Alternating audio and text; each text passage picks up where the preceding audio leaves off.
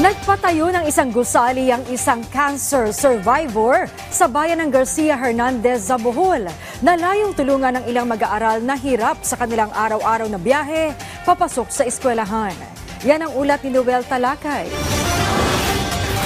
Isang dating OFW sa Kenya at breast cancer survivor si Bienvenido, nais daw niya makagawa ng makabuluhan sa komunidad bago lumisan sa mundo. Kaya nag-volunteer siya sa Kapit Bisig laban sa kahirapan Comprehensive and Integrated Delivery of Social Services o Kalahi SEEDS ng Department of Social Welfare and Development o DSWD. I grabbed the opportunity because once na ma-realize mo na ano ba ang mapapanood mo sa TV yung may sakit na cancer, di ba? So ang iniisip mo, mamatay na kaya ako, ganun-ganun. So anong saysay ng buhay ko kung wala akong silbi sa lipunan?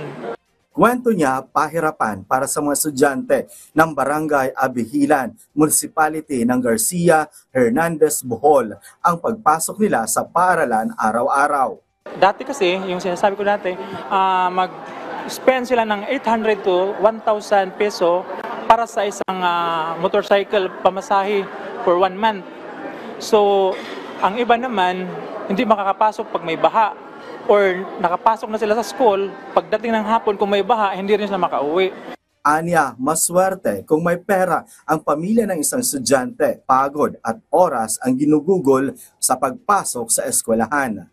Dati, gigising sila ng alas 5 ng umaga para maglalakad pa. So ngayon, hindi na.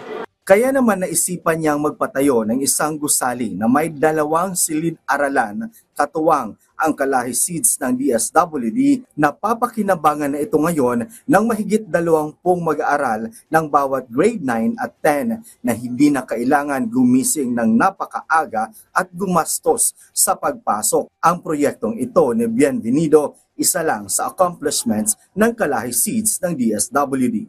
And it also encourage yung ating mga kabataan na magbalik ng eskwelahan dahil lumapit na sa kanila yung serbisyo ng gobyerno. Tiniyak naman niya na walang duplication sa kanilang mga proyekto na nasa ilalim ng Kalahi SEEDS. Meron po tayong negative list na kapag ito ay funded na ng ganitong agencies o kahit ng DSWD mismo, hindi na pwedeng ma-identify ng proyekto yon ng mga communities. Nasa 20 taon na ang programa ng Kalahi SEEDS ng DSWD.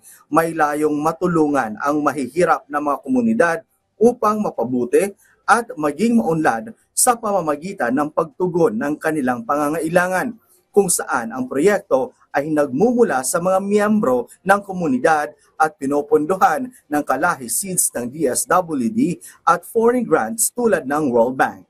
Noel Talakay para sa Pambansang TV sa Bagong Pilipinas.